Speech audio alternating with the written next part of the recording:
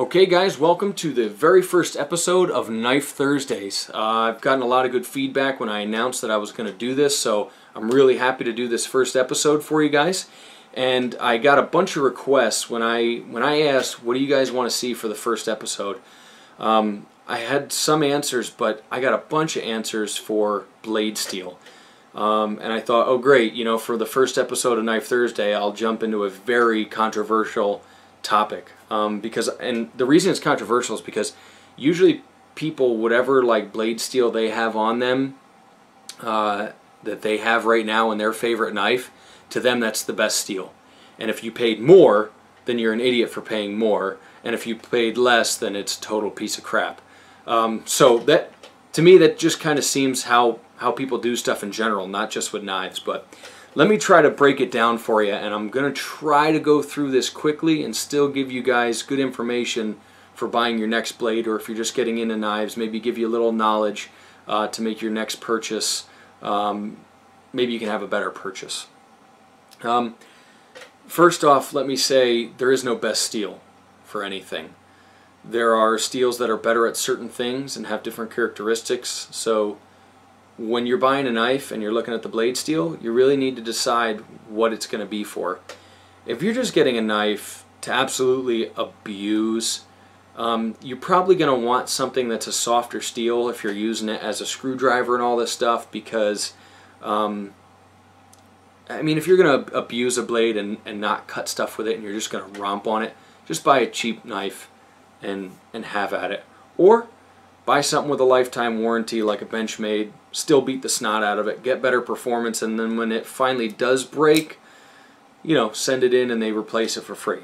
So anyway, but you know, if you're just going to abuse it, just do me a favor, because I'll cringe if you buy a really nice knife and abuse it. I'm not saying hard use, I'm not saying really use it, I'm saying abuse it. More on that maybe in another episode. What's hard use versus what's abuse. So anyway, if you're, let's get into the steels. I'll jump into the steels here. There's two main types of steel. There's stainless and there's carbon steel. Stainless doesn't mean that it won't ever rust. It means it's resistant to rust, and there's varying degrees of that in stainless steel.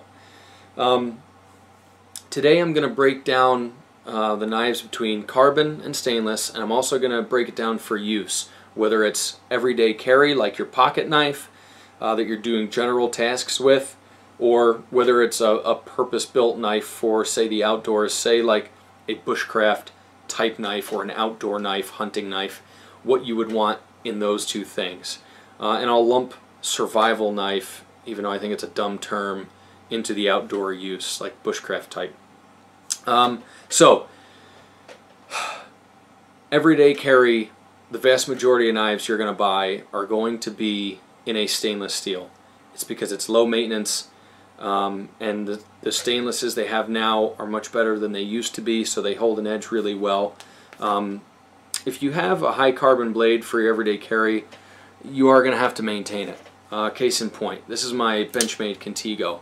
Love this knife, and the CPM M4 steel that it uses is awesome. I love M4 steel. However, it will rust. I was riding my motorcycle, I got caught in the rain, I got soaked, then I was at my friend's house working with him for the better part of the day, and I got home and I forgot to clean it. It just kind of whatever. So the thing had been wet in my pocket all day. I threw it on the nightstand. Next day I pick it up and I felt just a little bit of something when I opened it up, and I knew that there had to be some surface rust in there. So that's happened to me before with like my Benchmade 940, and I don't have to worry about it because everything in here is stainless. So I prefer stainless steel for everyday carry just because it's easier. I don't have to worry about stuff. That being said, M4 is bomber, and I love carrying this knife. But you know, for everyday carry, let's go with stainless for everyday carry. That's my preference for an EDC blade. Now, between all the different stainlesses that there are, I tend to prefer the higher end stainless steels over the low end. So what are some of the low end steels? Well, the knives that you're paying probably less than 50 bucks for, and sometimes more, they usually have the low-end steels. And what do I mean by low-end steels? 440A or B, 420HC or J2 or just plain 420. Anything that's labeled surgical steel, I guarantee the steel isn't that good, because there's no such thing as a surgical steel, or surgical stainless, I mean. What are some other low end? 8CR 13 MOV or 9CR or 7CR or any of those CR steels. Those are all Chinese steels. They're very inexpensive. They're easy to just stamp out. They're easy to sharpen up, but they won't hold an edge long. And they're usually soft, so they're pretty tough. You can pry on them and they'll come back. They won't chip out or be brittle, but the edge retention on them is going to be terrible. If it's just a beater blade, go for it. Those knives are great. They're cheap, and you know, if you tear them up, it's okay. Me personally, I had a bunch of those knives and I just got sick of constantly sharpening them because I like my knives to be really sharp. And it got old having to sharpen them like every other day with light to moderate use to keep them the way I wanted them, which my bare minimum is once they don't shave, I sharpen them. So I moved on to something better. I got a blade that was 154 cm, and I was like, wow, this is awesome. It was my first Benchmade. Great steel. But then I got something in S30V, and I was like, wow, this is way better. And I really have enjoyed S30V, which this has in it. This is Benchmade 940, Benchmade Crooked River. Benchmade has a ton of knives in S30V. So does Spyderco. So do a lot of the reputable makers. Also, S35VN is a little step up from that in toughness, and it won't chip as easily. Then you've got sort of mid-range stainless steels like VG10, which this Falkneven S1 is done in. This is actually laminated, so the center of it is VG10, and then laminated are layers of, I think, 420, some softer steel. But the center is VG10, which has much better edge retention. I don't want to ramble too much in this video, guys, but I'm really into knives, and I really like the steel thing. So you might have to put up with a lengthy video here, but I do want to give you as much information as I can. Some other steels that are very rust resistant are like an N680 or an N690. This is an example of that. This is a hunting knife by Lone Wolf Knives, which they're now defunct, but they were owned by Benchmade for a short time. This was a Benchmade steel. Trying to think of what else. You know what? Most of the time you have to pay a lot more for the better steels, but sometimes you don't. One example of that is a Swiss Army knife. Now, they don't really list what their stainless is, and it's nothing really impressive, but it seems to hold an edge pretty well for what you pay for one of these. So you don't always have to pay a ton. Now, one last thing on price and steels. If you have a less expensive knife, say you bought a buck knife, and it's American made, and it was still reasonable cost, because they are. They all use the same 420 HC, and they have a really good heat treat on that 420. Even though it's a low-end steel, they do a pretty good job with it. Likewise, I've seen knives that have had S30V with a bad heat treat, and they weren't that much better than the 420 steels. So basically, you have to determine what you want. Do you mind sharpening your knives constantly? If you don't mind that, then get a cheaper steel. If you just want to sharpen your knife and have it stay sharp for a long time, you might have to spend a little bit more money. In steel, you usually get what you pay for. Not always the case, and I'll get to that when we get to the outdoor knives. That being said, I don't think anyone should be a steel snob and slam you if you've got like a Spyderco Tenacious with 8CR 13 MOV. It's a cheap steel, but it's a good tough knife. Nothing wrong with having one. I prefer the other ones. I save up and I buy the higher end steels because that's what I really like. I like having the performance. I like that I can get done cutting a ton of stuff and still have my knife be shaving sharp. You know, whatever. If you don't have a lot of money, there's still some decent knives out there that you can have. Buck Knives, like I said, does a great job on their heat treat. So does Leatherman. They use cheaper steels for the most part, but they do a good job heat treating them. They're getting the most out of their steel. I think that's where I'm going to stop on the EDC stuff. Now I'm going to roll into the outdoor stuff. For outdoor knives, there are 1,000,001 options. But for the most part, most guys like a carbon steel versus a stainless steel. They're easier to sharpen in general, and you can throw a spark off the spine if you're into the bushcraft survival stuff. Personally, for outdoor knives, for whatever reason, I like carbon. They tend to hold their edge a little bit longer than the stainless steel. And the same is true of like this M4. This M4 will hold its edge like forever. It's amazing. Really love it. But I find that carbon is easier to sharpen and holds an edge a little bit longer. Case in point, you can take two Mora knives. One is stainless, one is carbon. This is going to hold its edge longer and be easier to sharpen. Not a lot longer. It's really not a big difference. Most people wouldn't notice much, so if you're looking at a Mora and you don't feel like keeping it oiled or drying it off, just go get a stainless. Mora does a really good job. Mora is also one of those companies where you get a slamming knife for next to nothing. These guys do an amazing job of keeping their price points on point. You don't have to spend a lot to get a really good steel in a fixed blade, especially. Folders are kind of different for some reason.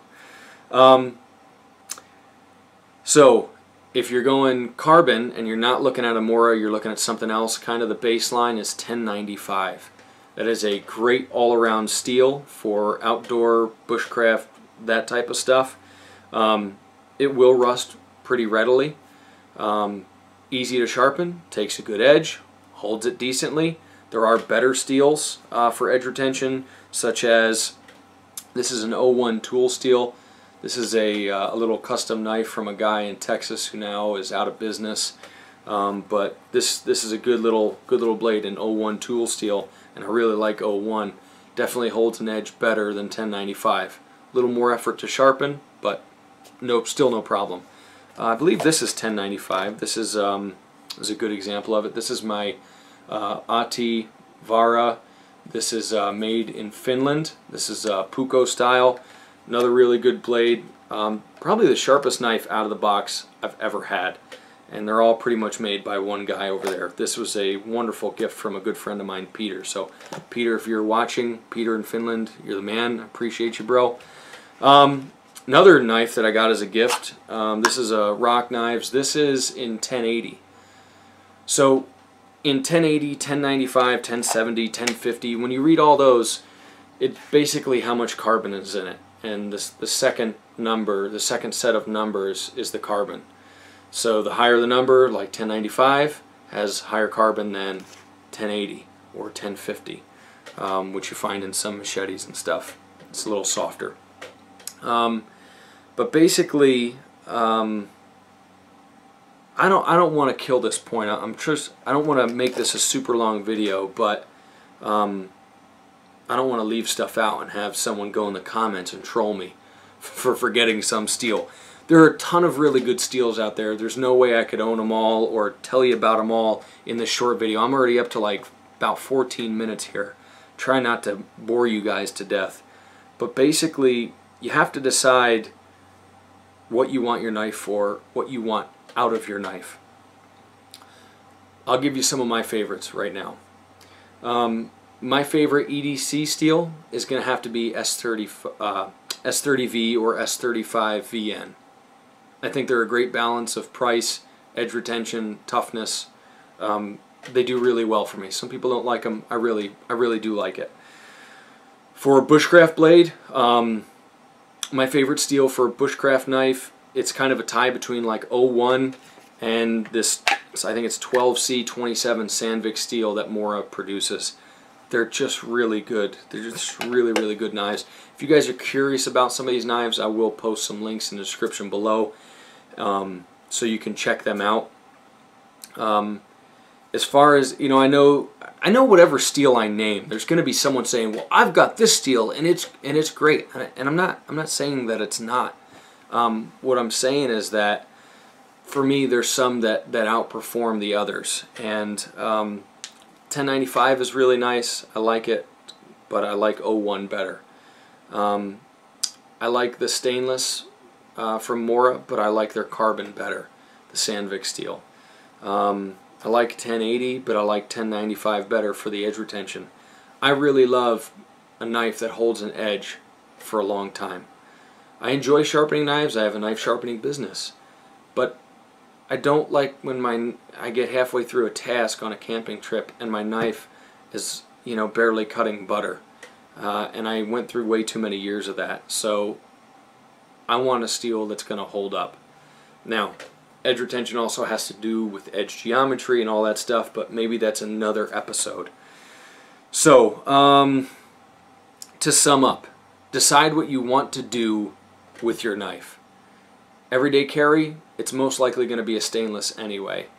Outdoor knives, you have to decide between a stainless and a carbon. Less maintenance for the stainless, a little bit better ease of use with the carbon. But basically, the steel that you get doesn't really matter as much as the person wielding it. If you take the time to learn how to sharpen, then your blade steel doesn't matter as much, because if you know how to sharpen, especially in the field, you're going to be better off. To really just break it down, stainless is less maintenance, usually harder to sharpen. Carbon, definitely more maintenance, usually a little easier to sharpen. Edge retention, you're generally speaking going to have to spend more to get better performance out of your blades. Maybe on another episode I'll do some cut tests and I'll show you guys the difference between a less expensive steel and a more expensive steel. But for now, I hope this helped you guys. I hope you learned something from this. If you did like it, don't forget to thumbs up and subscribe. If you guys are looking into getting these knives, I would just ask humbly that you go through my links if you're going to buy on Amazon, because it helps me out.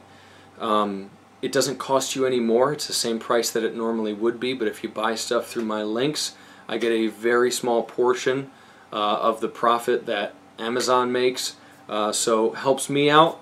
And anyway, guys, if you enjoyed, don't forget to thumbs up and subscribe. God bless you guys, and I can't wait to make the next episode of Knife Thursdays. Catch you later, guys.